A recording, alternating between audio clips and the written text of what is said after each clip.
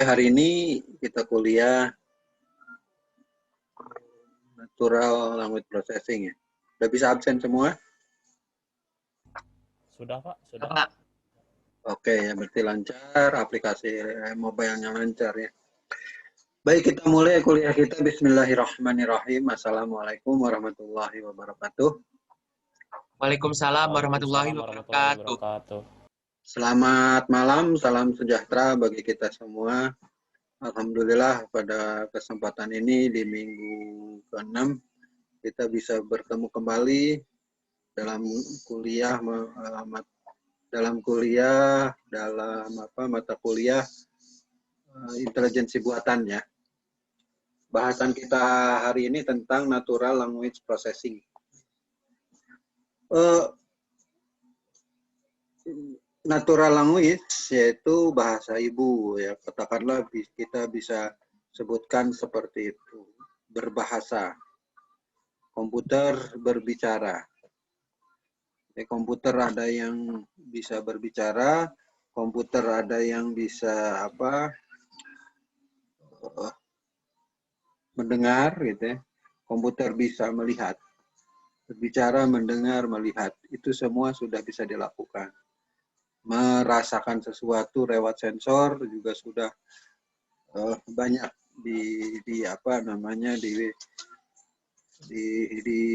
dikuasai oleh si alat tersebut ya. Nah, semoga Anda juga sudah membaca beberapa artikel terkait dengan robot humanoid yang menjadi tugas Anda kan ya. Di dalam robot humanoid seperti halnya juga manusia. Jadi pada dasarnya menirukan manusia dalam mendengar, menirukan manusia dalam melihat, menirukan manusia dalam berbicara. Bahkan sampai geraknya pun hampir sama. Nah, kulitnya pun sudah disamakan di dalam humanoid tersebut. Nah, yang kita bahas hari ini adalah natural language processing. Proses berbicara. Secara umum, proses berbicara adalah proses di mana kita mengeluarkan suara. Proses mengeluarkan suara itu melalui gelombang. Gelombang suara dinamakannya gitu ya. Nah, itu yang sedikit membedakan dengan computer processing gitu. Computer processing di mana computer processing mengarahkan kan kepada semua proses dengan menggunakan data biner atau data heksadesimal. Nah, pada proses komputer bicara itu dari data biner tersebut harus beralih kepada gelombang suara. Pengaturan gelombang suara. Berikutnya, hal-hal lainnya adalah kita natural language processing itu kan sangat-sangat terpengaruh oleh kondisi wilayah dan lingkungan. Bahasa Sunda saja itu beda antara Sunda Bandung, Sunda Cianjur, Sunda Sumedang, Sunda Cirebon. Itu sangat-sangat berbeda. Bahasa Inggris juga sama.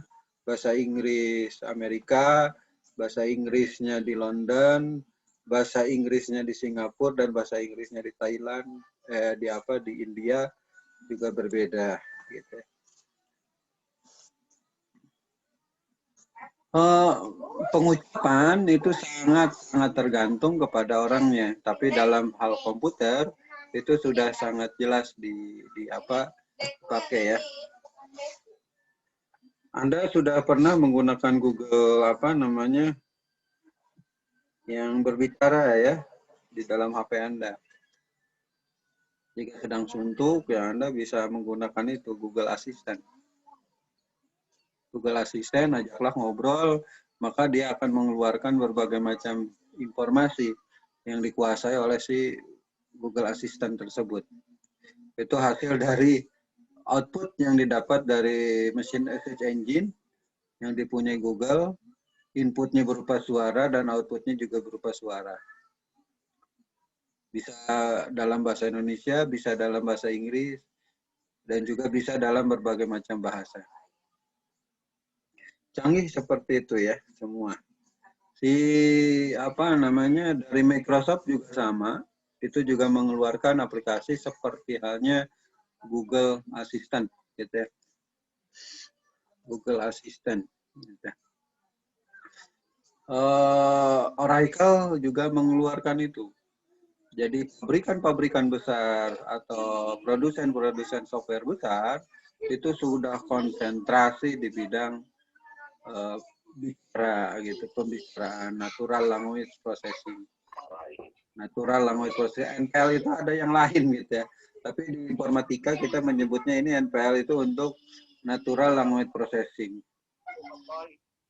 Prinsip kerja dari bagian sini adalah bagaimana proses pembuatan model komputasi dari bahasa sehingga memungkinkan terjadi interaksi antara manusia komputer dengan perantara bahasa alami yang dipakai oleh manusia.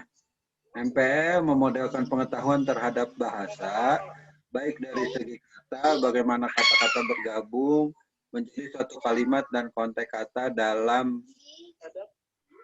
kalimat.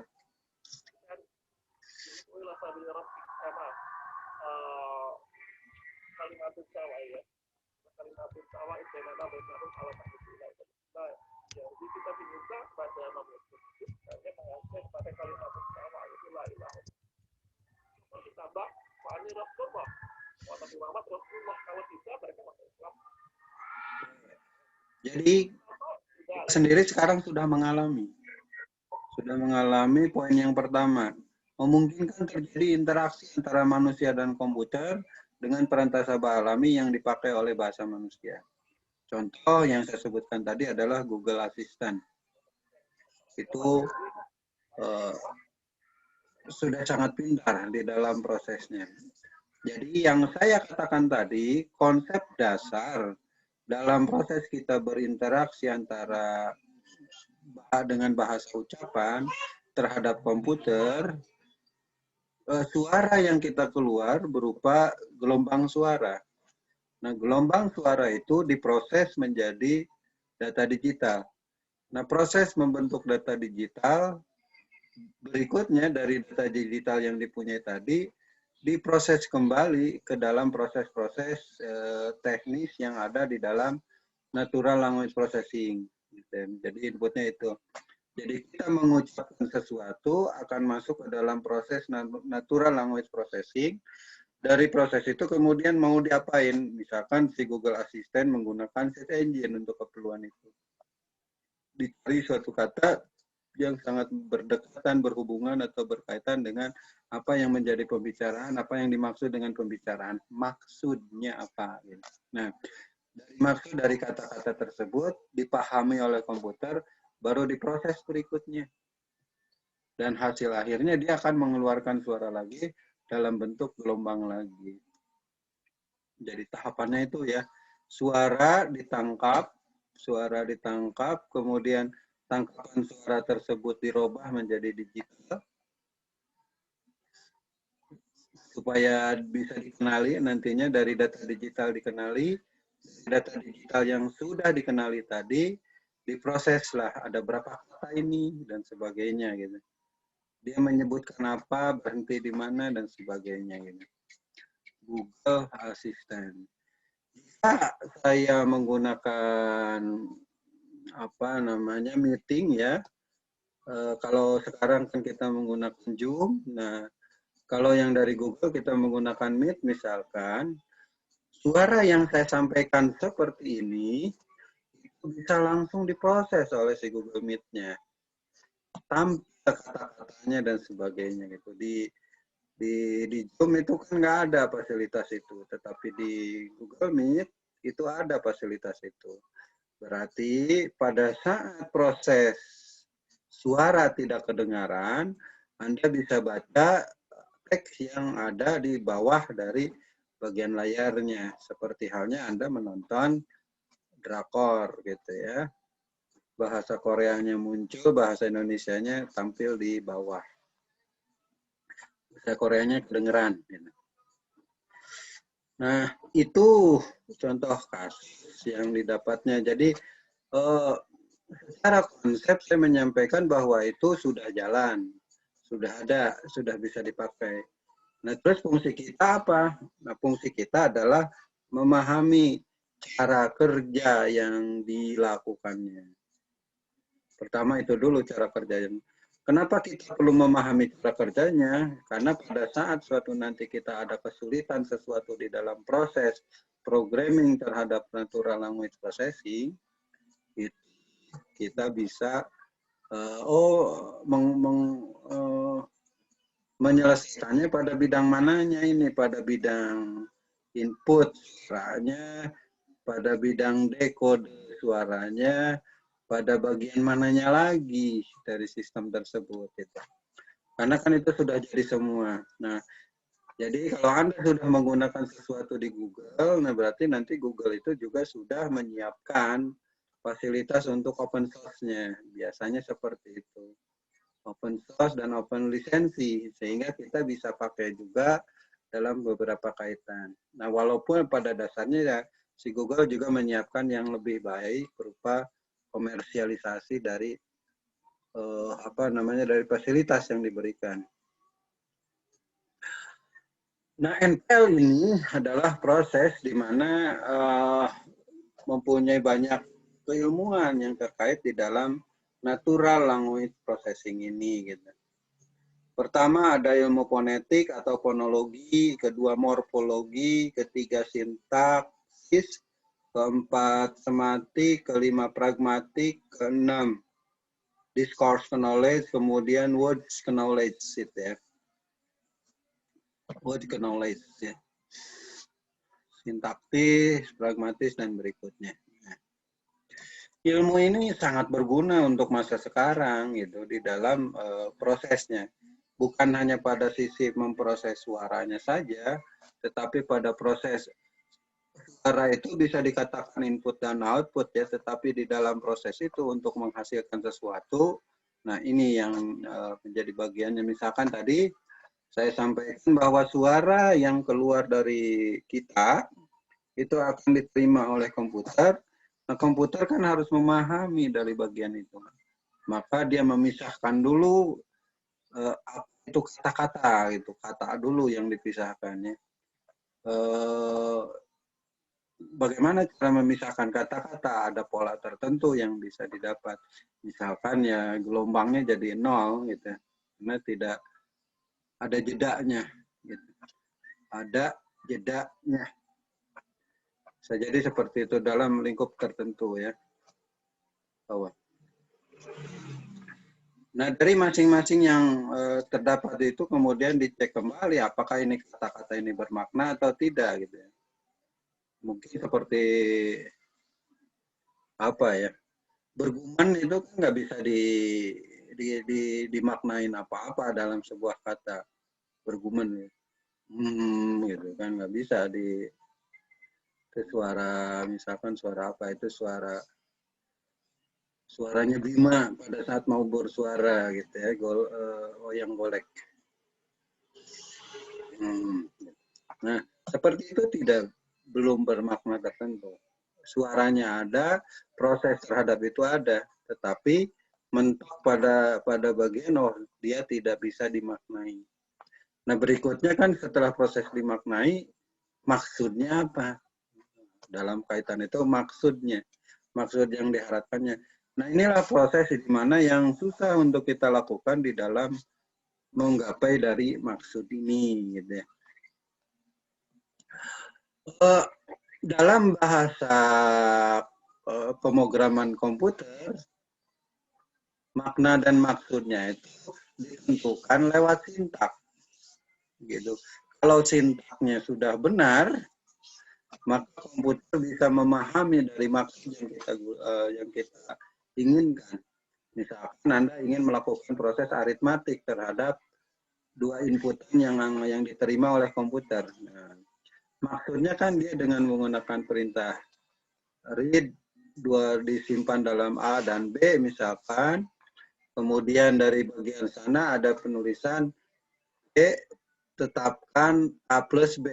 Nah, itu maksud yang didapat bahasanya dituliskan dalam komputernya seperti itu gitu. Nah, kalau kita misalkan ini dia ingin membaca buku, tolong ambilkan buku ini. Nah, saya ingin membaca buku, tolong ambilkan buku ini. Nah, tentunya si komputer tadi harus bisa memproses itu. Saya ingin membaca buku, tolong ambilkan buku ini. Bukunya nanti yang dimaksudnya apa? Maka dia akan mencarikan sesuatu. Itu jadi memaknai katanya. Jadi jangan sampai seperti anak kecil yang tidak paham tentang apa yang disampaikan oleh yang lebih tuanya. Gitu. Kita lihat satu-satu tentang fonetik dan fonologi ya. Fonetik dan fonologi ini berhubungan dengan suara yang menghasilkan kata yang dapat dikenali. Bidang ini dipakai dalam aplikasi speech system. Berhubungan dengan suara yang dapat menghasilkan kata yang dapat dikenali. Seperti tadi, suara yang prinsipnya adalah suara yang mempunyai yang dapat dikenali.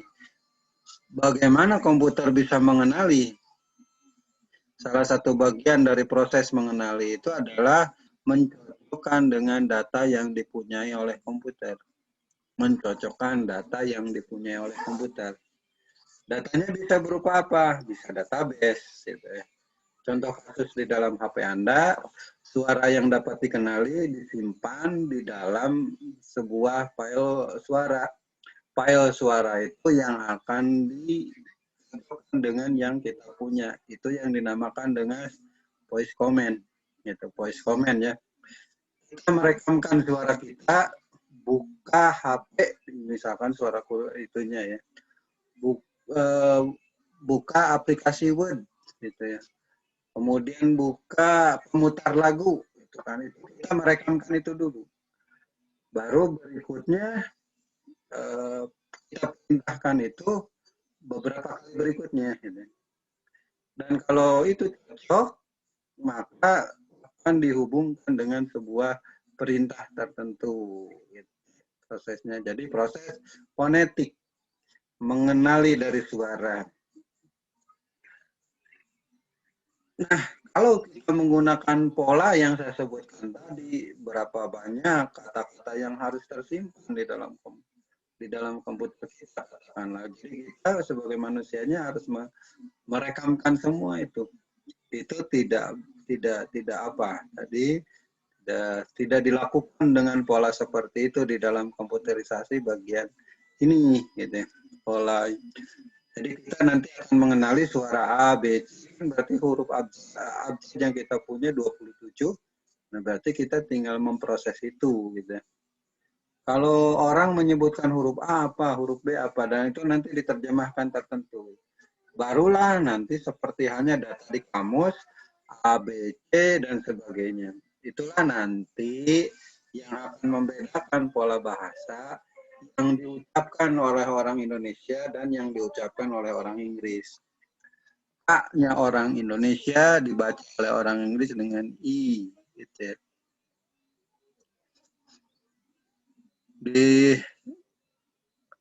Di suku-suku yang ada di Indonesia pun bisa berbeda-beda gitu ya.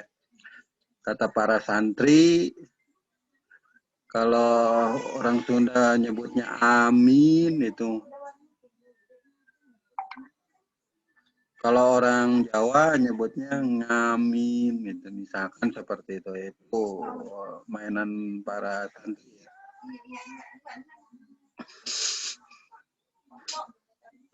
Seperti itu gitu. Jadi yang penting adalah dikenali dari proses pengenalan itu adalah bagaimana mencocokkan dengan data yang kita punya. Nah, cuman cara mencocokkannya gimana gitu dari data yang kita punya tadi.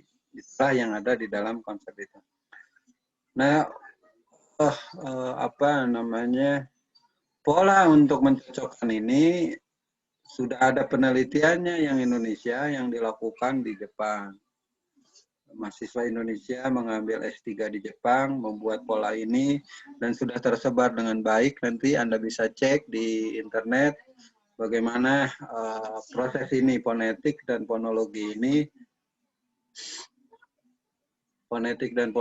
ini, sehingga bisa berguna bagi kita dengan program yang sangat kecil.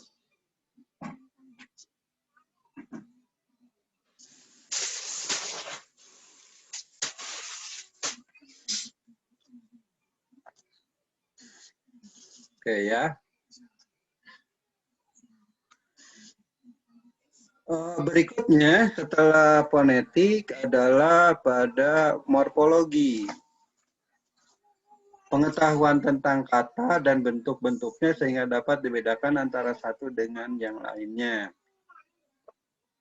Ini mulai ke makna jadinya. Di dalam setiap bahasa ada yang dinamakan imbuhan. Kalau di kita disebutnya imbuhan. Ada yang di depan, ada bisa yang di tengah, bisa yang di belakang. Nah, bangun, kata dasar. Membangun dan membangunkan itu kan berbeda. Membangun adalah membentuk sesuatu. Membangunkan adalah apa namanya, orang yang sedang tidur disuruh bangun, membangunkan. Atau juga ya membangunkan rumah untuk anaknya. Bisa jadi seperti itu. Membangunkan rumah untuk orang tuanya. Pembangunan kia yang sedang tidur gitu ya. Beda-beda maknanya, yang membangun dengan membangunkan dan bangunkan dan sebagainya itu beberapa hal yang mempunyai arti yang berbeda. Dibedakan antara yang satu dengan yang lainnya. Kalimatnya bangun, kata dasarnya. Nah, oleh sebab itu di dalam prinsip morfologi ini kita harus mengetahui dulu yang disebut dengan kata dasarnya. Nah, sehingga setiap pembentuk kalimat, kemudian pembentuk kata, itu sudah dapat didefinisikan dengan jelas oleh komputer. Apa sih yang disebut dengan kata? Nah, komputer itu harus tahu dengan persis disebut dengan kata. Kata adalah kumpulan huruf ya. Jadi bukan kumpulan angka. Itu kumpulan huruf, itu satu kata.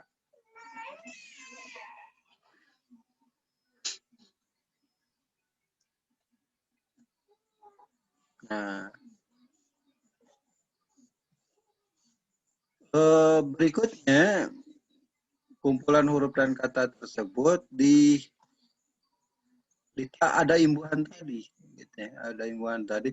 Imbuhan ini berbeda-beda dari masing-masing negara. Gitu. Nah, itulah ilmu yang membedakannya. Nanti masuk ke dalam library-nya. Indonesia mengenal tentang subjek, predikat, dan objek dari masing-masing kata tersebut ya. Di Inggris kan beda lagi, gitu ya. Di apa misalkan kalau bahasa daerah hampir sama dengan bahasa Indonesia ya, di bahasa daerah Sunda dan sebagainya. Saya jadi teringat dengan perkataan profesor saya terkait dengan mata kuliah ini gitu.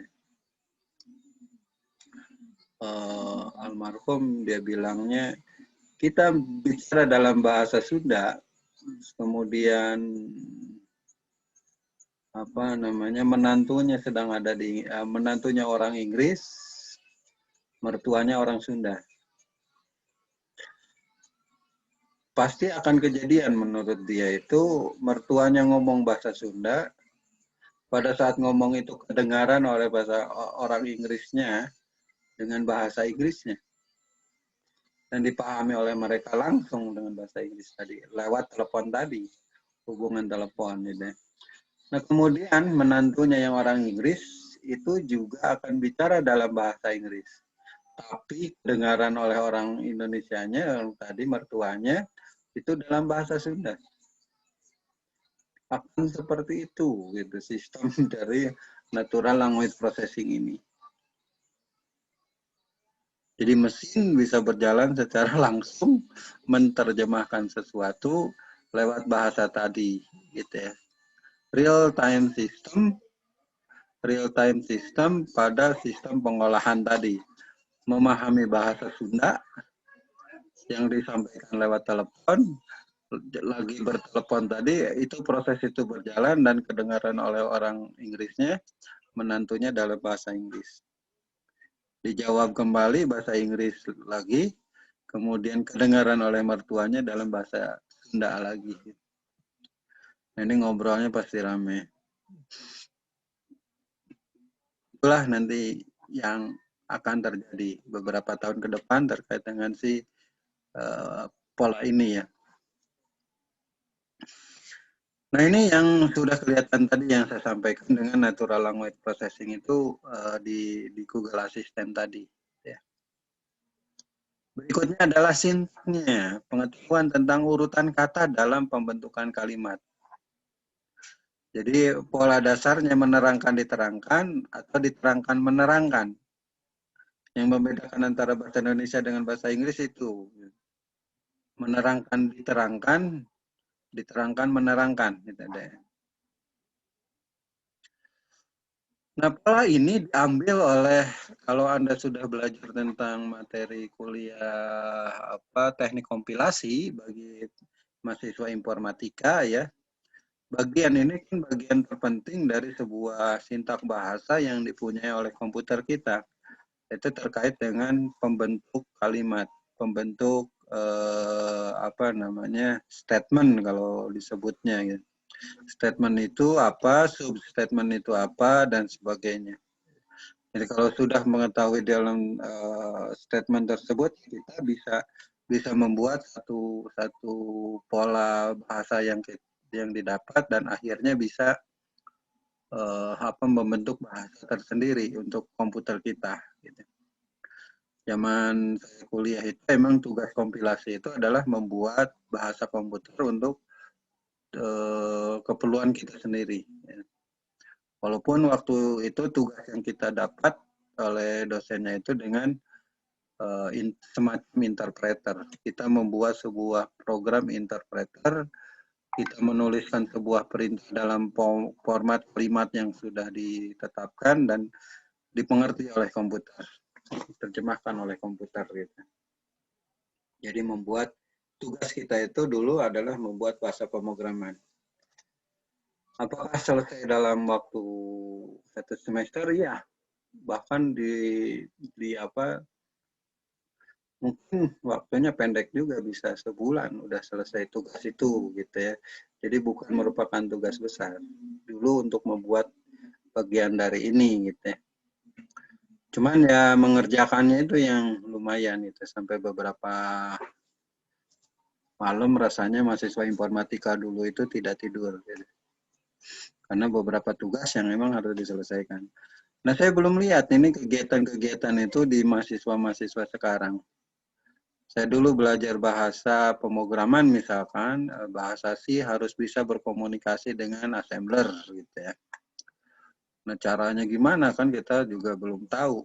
Buku juga belum banyak, internet juga kan waktu itu juga belum banyak bisa diakses oleh kita. Ada tetapi belum banyak bisa diakses. Nah, tapi interoperasi itu bisa berjalan dengan baik gitu ya.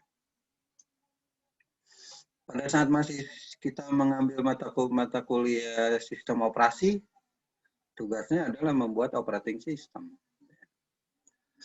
Nah, jadi pola itu. Nah, mungkin perkembangan sekarang itu mahasiswa kita ya harus menguasai framework pada dasarnya. Ya.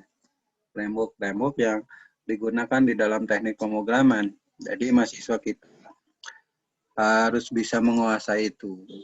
Mahasiswa zaman saya dulu ya bukan seperti itu tuntutannya.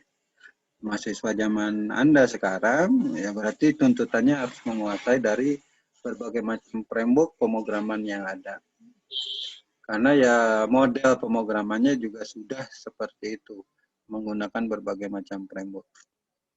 Tadi adalah morfologi, yaitu pembentuk kata dalam bentuk-bentuk kata dan bentuk-bentuknya sehingga dapat dibedakan antara satu dengan yang lainnya. Nah, kemudian sintak, pengetahuan tentang urutan kata dalam membentuk kalimat, sintaknya. Sintak kita selalu subjek dengan predikat. Nah, kalau komputer kemarin di dalam bahasa pemrograman predikat dulu ya. Predikat kemudian subjek.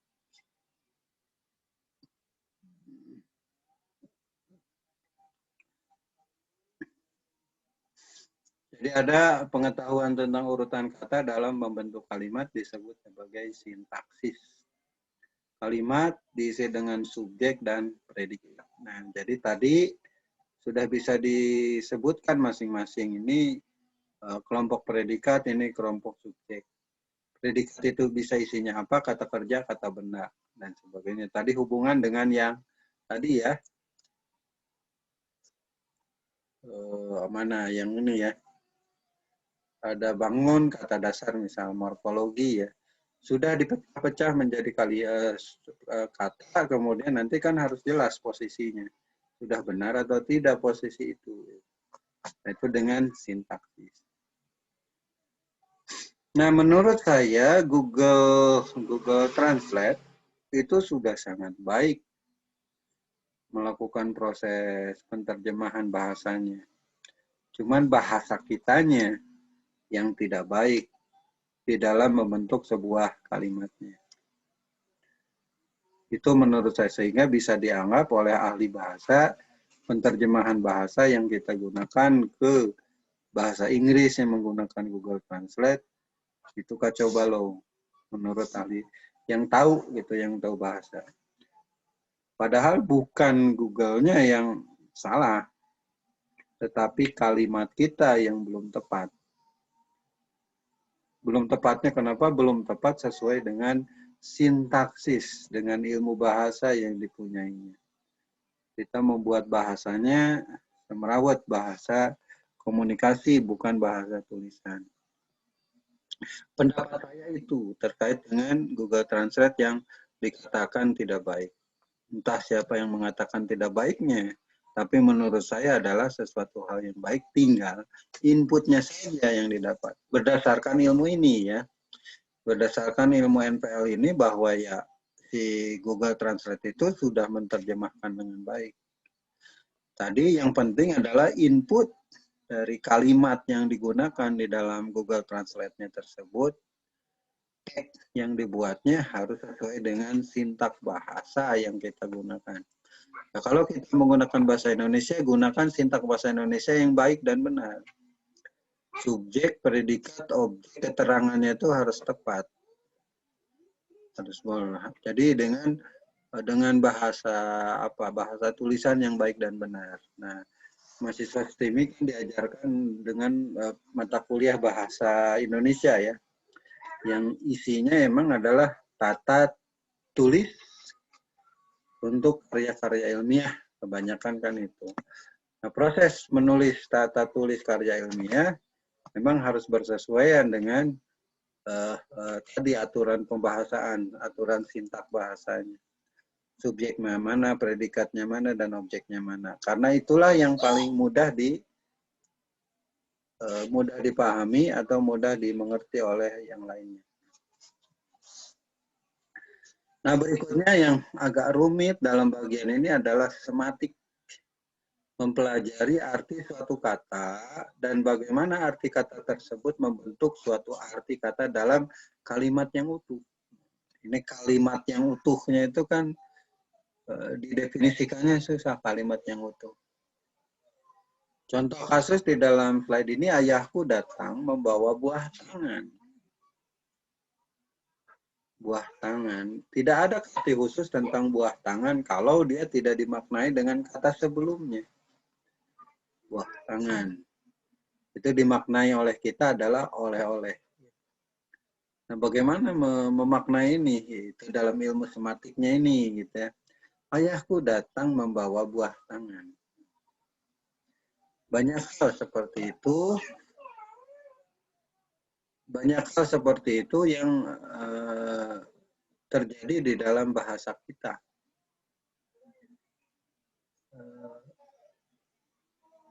Kiasannya didapat dari model itu, gitu ya. Dalam bahasa Sunda, dalam bahasa Jawa, dalam bahasa Melayu, hampir semua muncul bagian-bagian ini. Ilmu sematiknya banyak sekali kaitan itu. Kemudian pragmatik. Pengetahuan tentang konteks kata atau kalimat yang berhubungan erat dengan keadaan suatu situasi atau kalimat tadi. Nah, ini dengan tanda baca, misalkan ayah datang ya, situasinya ayah datang. Kemudian ada tanda seru diucapkan lebih tinggi, pengucapannya lebih tinggi. Ayah datang. Ayah datang. Kemudian dengan tanda tanya ya, dengan tempo yang lebih cepat. Ayah datang? Ayah datang? Nah, beda, katanya sama, tetapi pengucapannya yang berbeda. Ini tambah lagi. Ada diucapkan, ada pengucapan yang. Nah kan si Google Translate juga, si Google Translate, si Google Assistant tahu ini dia. Kita sedang bertanya, kita sedang apa. Mudah-mudahan Anda juga sudah mencoba kan si Google Translate. Kalau belum, silahkan dicobakan malam ini. Jangan lupa itu harus sendiri. Dan disangkanya ngomong sendiri juga nanti oleh orang lain. Nah, jadi pragmatis tadi pengetahuan tentang konteks kata atau kalimat yang berhubungan erat, keadaan atau situasi kata atau kalimat tersebut yang dipakai.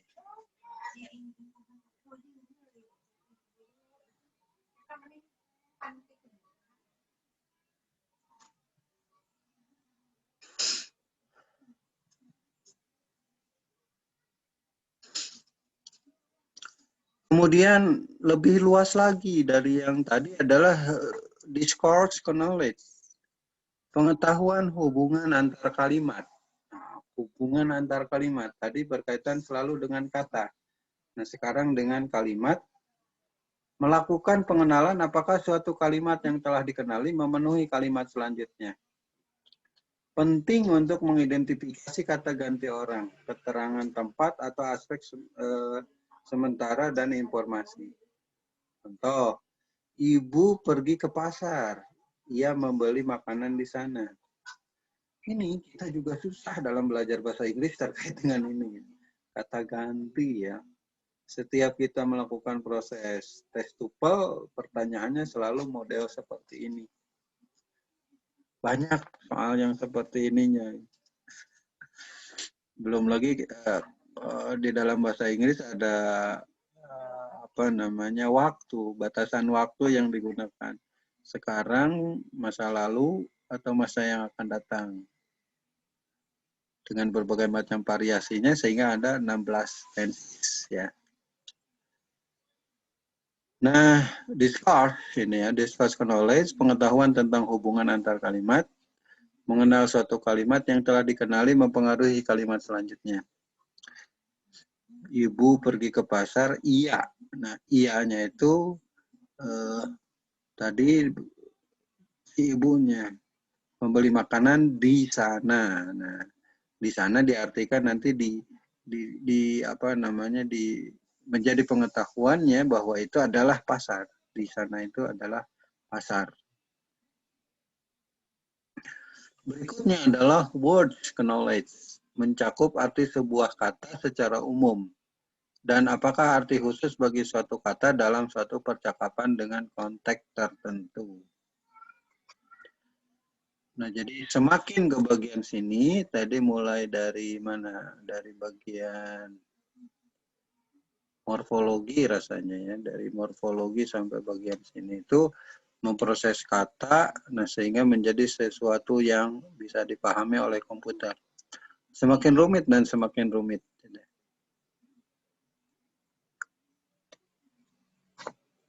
Nah, itu ilmunya, ahli bahasa yang berkaitan dengan itu. Nah, sehingga pada pohon AI di dalam akarnya tersebut, di dalam pohon AI, di dalam akarnya itu tersebutkan ahli bahasa. Nah, inilah gunanya untuk bagaimana kita bisa mempelajari kata-kata yang dikeluarkan tersebut, diolah menjadi sebuah kalimat tadi, kalimat yang dipahami secara digital tadi untuk diproses kembali untuk memahami dari kata tersebut yang keluar dari yang diterima oleh input tadi, diproses dan diprosesnya itu untuk dimengerti oleh komputer. Nah, jadi ilmunya tadi sudah banyak ilmu bagiannya gitu. Jadi ada tadi itu fonetik, morfologi, sintaksis, sematik, pragmatik, discourse, discourse knowledge, kemudian words knowledge. Nah, saya sampaikan dari awal itu ilmunya sudah ada dan kita tinggal memahami pola itu. Tinggal memahami pola-pola itu. Di programnya sendiri atau apa ya, tool pemrogramannya sudah tersiapkan. Tinggal kita pakai. Kalau kita akan menggunakan yang di Google Assistant, ya kita tinggal pakai itu. Tanpa memikirkan ini gimana cara memecahnya, mesin karakter kan harus berjalan di dalam bagian sini. Setelah data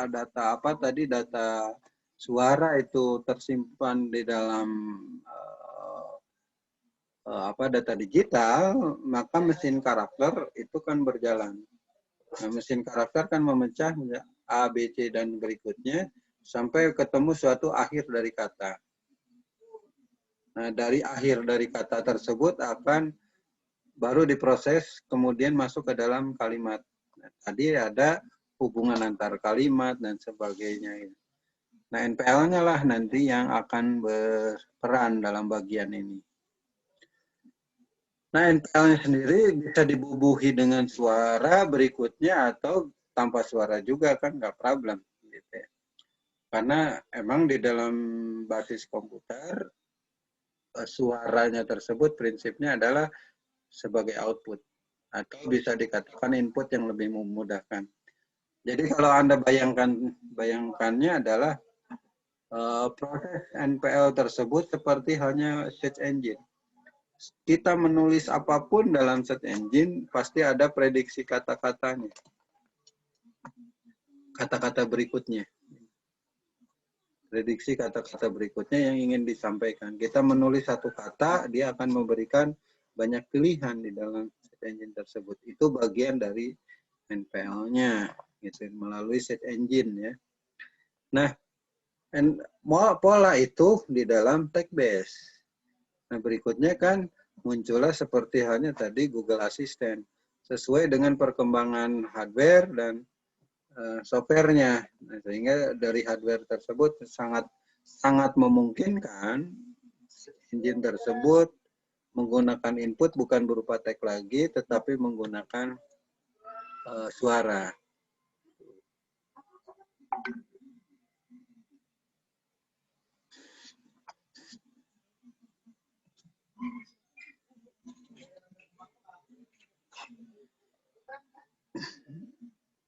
Nah,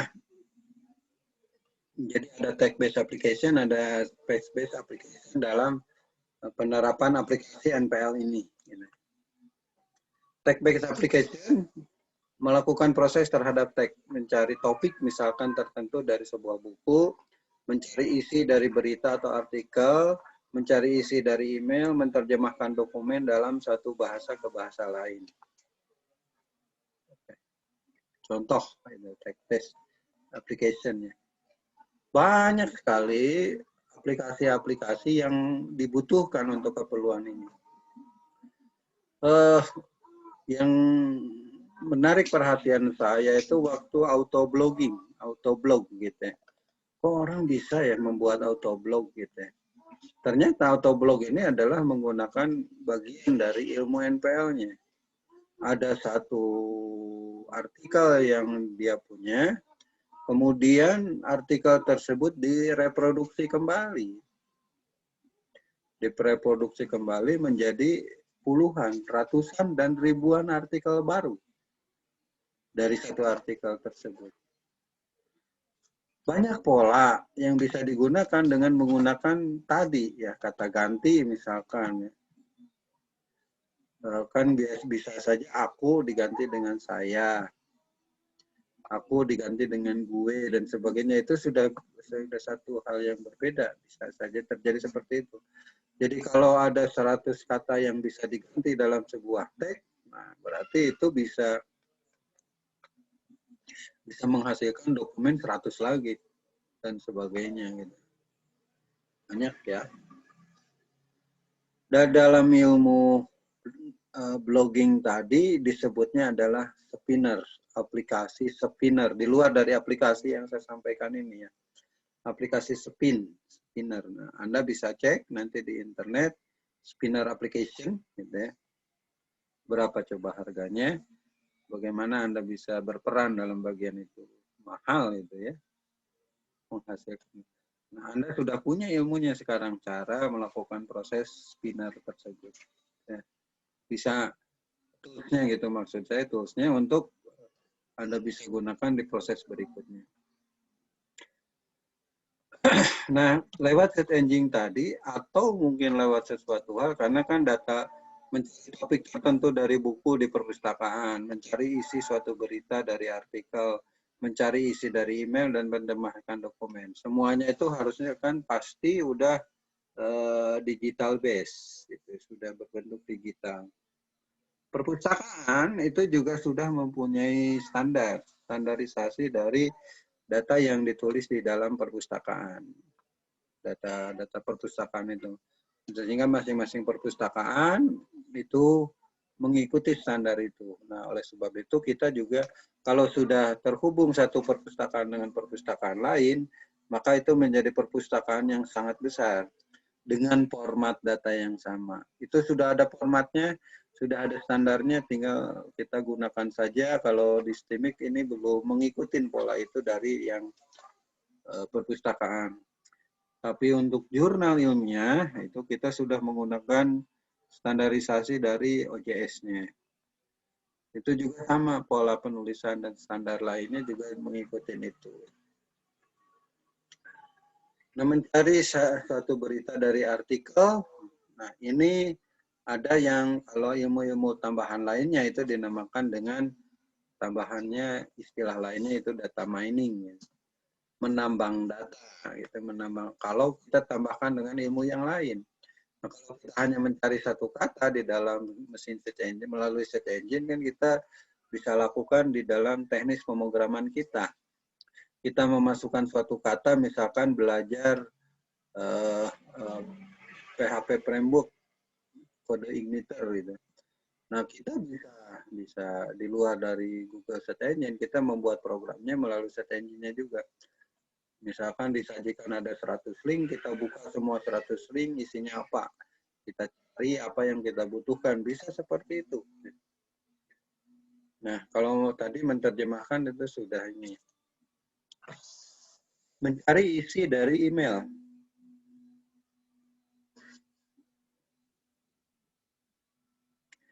Email saya udah mulai penuh ini di Google.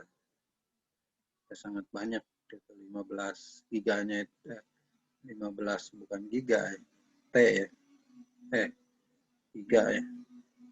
15 GB-nya sudah hampir penuh. Nah, mencari topik tertentunya tapi mudah dijalankan untuk mencari itu. Nah, ada prosesnya yang lain juga gitu untuk menerjemahkan atau untuk mencari sesuatu di dalam email. Nah, kaitan dalam materi kita tentang speak ya tadi, karena bicara kita di speech-nya. Speak Space Application, aplikasi memproses data dari bahasa lisan untuk pengenalan suara. Contoh ini, sistem otomasi pelayanan melalui telepon, kontrol suara pada peralatan elektronik, aplikasi peningkatan kemampuan berbahasa. Ini yang apa? Aplikasi-aplikasi untuk belajar bahasa Inggris rasanya sudah menambahkan ini kecocokan ucapan, gitu. Kecocokan ucapan yang kita ucapkan apakah sudah benar atau tidak, baik itu kata atau kalimat. Gitu. Oh, udah 70%, udah 60%. Cocok. Kasihnya. Nah,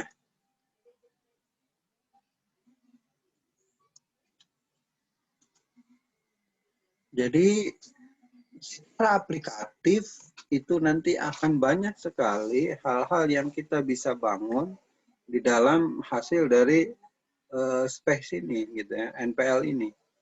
Natural Language Processing ini jadi produknya sudah jadi. Apa maksudnya? Mesinnya sudah jadi. Sudah ada, sudah siap. Tinggal nanti kita akan membangun apa? Dari contoh-contoh aplikasi ini tadi gitu ya. Bisa dari tag yang digunakan atau juga bisa dari suara yang digunakan. Nah, Anda bisa misalkan membuat apa ya? Pada saat menghidupkan komputer, misalkan Anda ingin tahu email datang dari mana saja. Bacakan email. Bacakan judul email ya, bacakan judul email. Ini. Nah, kita kan tinggal membuka sesuatu, mengerjakan sesuatu, tinggal dengarkan, ada email dari sini, ada email dari sini, ada email dari sini. Misalkan nanti program kita disuruh stop, tolong bacakan email dari sini. Bisa dilakukan seperti itu. Jadi kita membuat aplikasinya model-model seperti itu. Ya. Bisa dengan menggunakan HP, bisa dengan menggunakan komputer biasa dan sebagainya. Gitu. Nah, saya harap dalam materi kuliah kita yang ini juga nanti ada perkembangan berikutnya dari Anda menjadi ide dasar bagi Anda untuk melakukan penelitian dalam bidang ini pada saat Anda mengerjakan skripsinya. Gitu. Ada kaitan dengan NPL misalkan, wah saya sangat tertarik sekali ini dengan NPL gitu ya. Jadi NPL itu bukan hanya untuk menghasilkan suara, tetapi juga tidak memproses teksnya juga nggak problem. Gitu ya. Yang kemarin misalkan, yang skripsi tahun kemarin, katakanlah dari sisi bagian sini ya, dengan menggunakan satu metode yang lain, mencari duplikasi dokumen atau istilahnya kan copyscape. Gitu.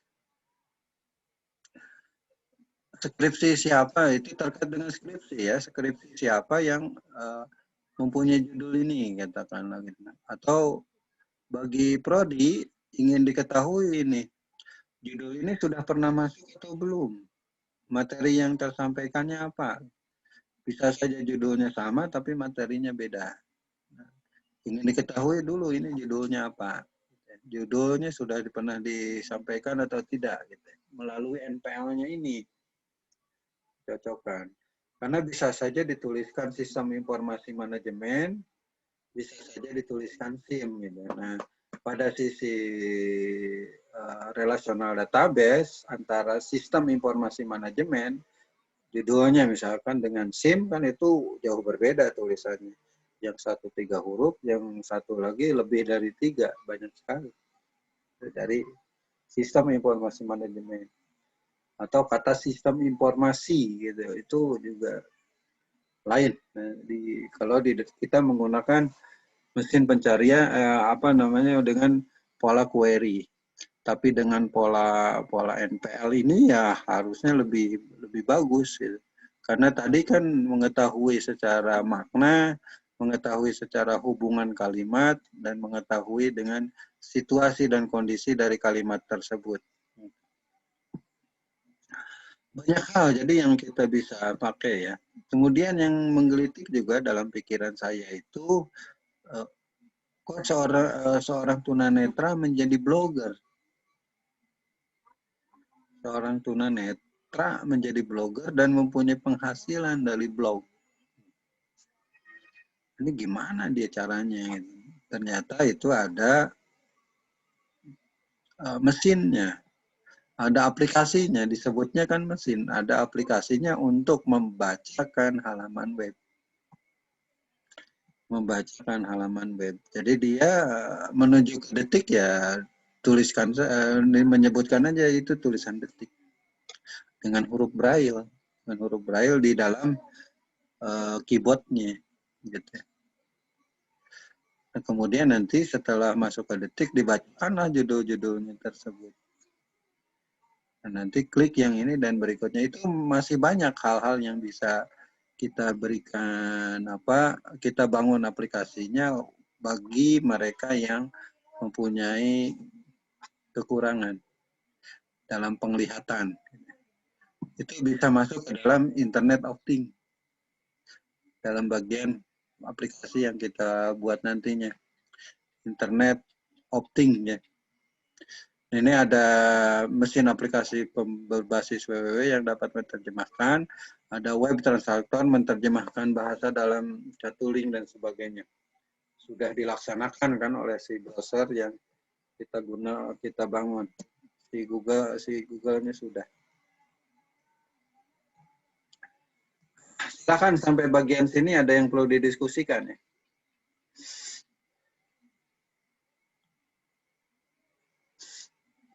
Nah, jadi ini sangat menarik nantinya bagi Anda, mudah-mudahan nanti ke depan. Jadi yang saya sampaikan ini, ada yang mengambil skripsi terkait dengan NPL.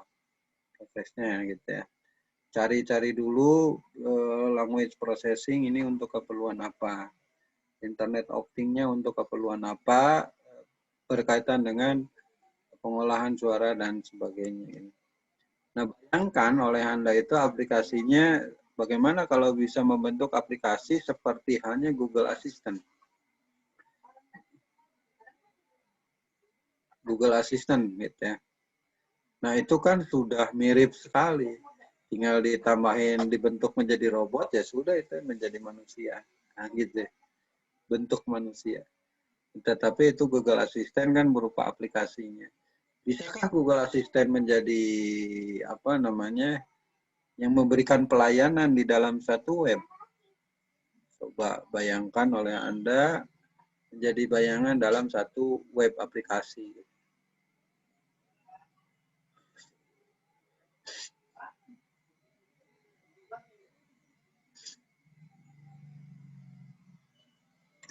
Baik, silakan kalau ada yang perlu didiskusikan sampai bagian sini ya.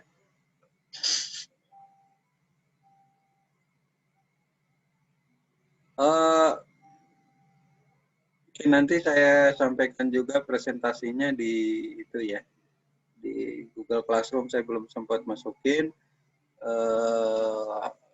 ini PowerPoint-nya dalam Google Classroom kita. Baik, mungkin itu dulu ya. Kalau tidak ada yang perlu kita diskusikan sampai bagian sini ya. Ya, baik Pak. Kalau ada yang didiskusikan. Baik Pak. Oke. Kalau tidak ada, Pak, untuk hari ini saya ucapkan terima kasih atas segala perhatiannya. Jaga kesehatan selalu. Kita tutup dengan ucapan hamdalah. Terima kasih. Assalamualaikum warahmatullahi wabarakatuh. Waalaikumsalam. Waalaikumsalam warahmatullahi warahmatullahi wabarakatuh.